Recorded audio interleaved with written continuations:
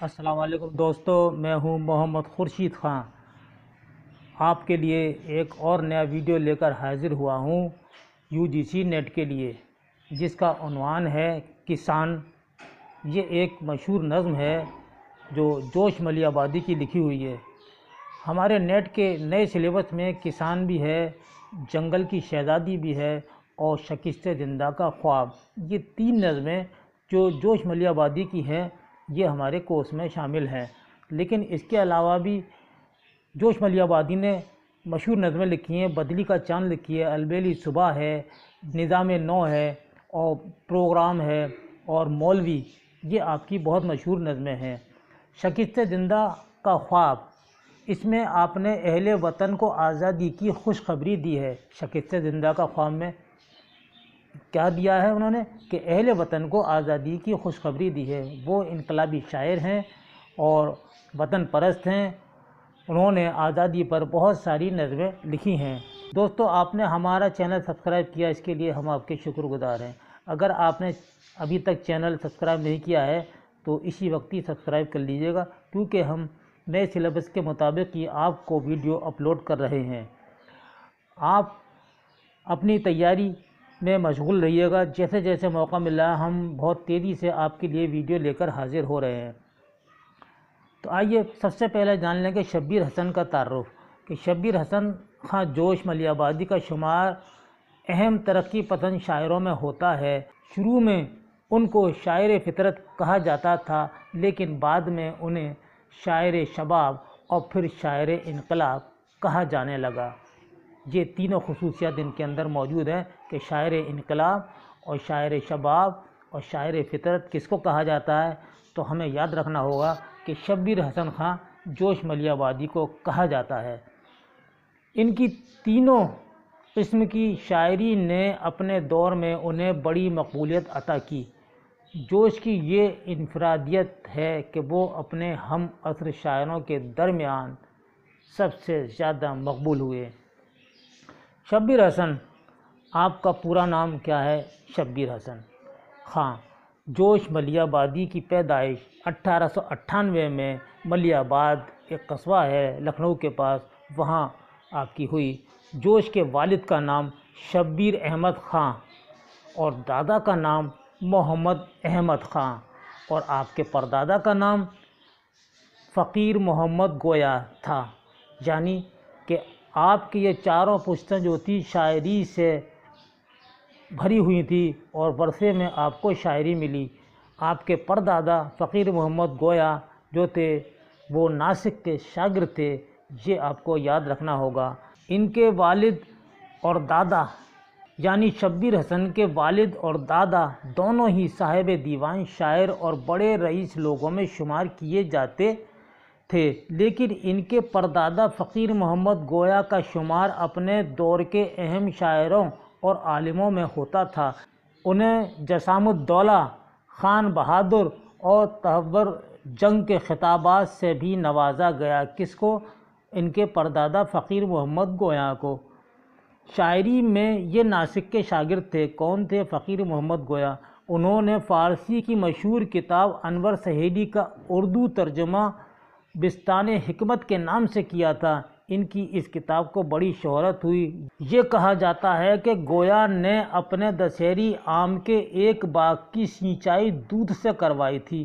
اسی زمانے سے ملی آبادی دسہری آم دنیا بھر میں مشہور ہوا۔ دوستو، یہ کتنی اہم بات ہے کہ فقیر محمد گویا نے اپنے باغ کی سینچائی جو آم کا باغ تھا اسے دودھ سے کروائی، اور جبھی سے ہی دودھ کا نام دسہری آم پڑا، اور دسہری آم جبھی سے مشہور ہے جو ہم لوگ سب کھاتے ہیں آموں کے موسم میں۔ تو دسہری آم یہ کہاں سے نکلا؟ یہ ملی آباد سے نکلا اور فقیر محمد گویا کی وجہ سے نکلا، جنہوں نے اپنے باغ کی سینچائی دودھ سے کروائی تھی۔ غرض کہ جوش کو شاعری وراثت میں ملی۔ جوش نے 9 برس کی عمر میں ہی شاعری شروع کر دی تھی۔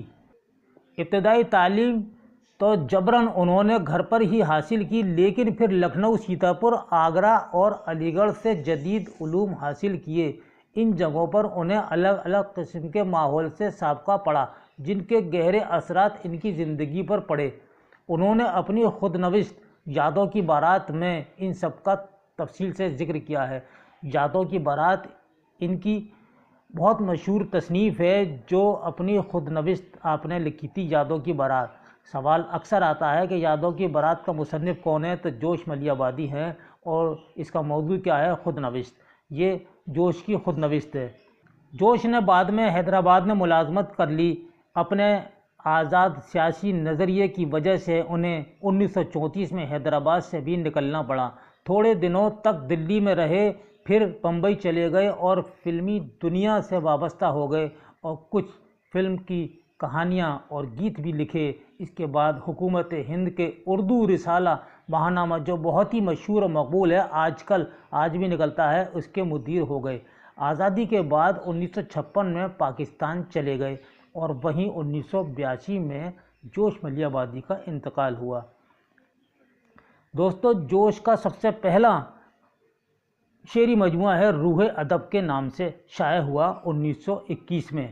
ان کے اہم مجموعوں کے نام یہ ہیں: نقش و نگار، شعلہ و شبنم، فکر و نشاط، حرف و حکایت، سنبل و سلاسل اور سموم و صبا وغیرہ ان کے بہت ہی مشہور مجموعے ہیں۔ یہ مجموعے 1935 سے نکلنے شروع ہوئے تھے۔ کب سے؟ 1935 سے نکلنے شروع ہوئے تھے۔ انہوں نے ایک طویل نظم حرف آخر کے نام سے بھی لکھی، جس کا موضوع انسانی شعور کے ارتقاء کا سائنسی تجزیہ ہے۔ انہوں نے جدید انداز کے ایسے مرثیے بھی لکھے جس میں واقعہ کربلا کو جدید پس منظر میں بیان کرنے کی کوشش کی ہے۔ یہ مختصر حالات تھے ان کے جوش ملیح آبادی کے۔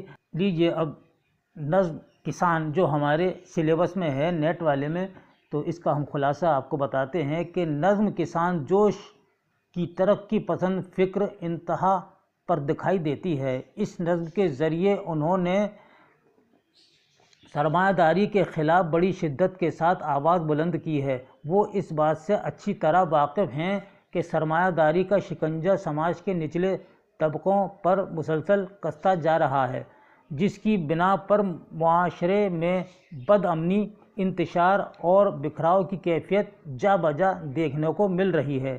دولت کی غیر مادی تقسیم نے ہی یہ سارے مسائل کھڑے کیے ہیں۔ جو امیر ہے وہ دن بدن اور امیر ہوتا جا رہا ہے، جبکہ دبے کچلے غریب لوگوں کی زندگی مستقل طور پر مزید اذیت ناک ہوتی جا رہی ہے۔ ان کے نزدیک سرمایہ داروں کے ظلم و ستم کا شکنجہ خاص طور پر کسانوں پر کسنے لگا ہے۔ وہ کسان جو اپنا خون پسینہ ایک کر کے بنجر زمینوں سے اناج پیدا کرتا ہے، وہی کسان زندگی بھر بھوک سے تڑپتا رہتا ہے۔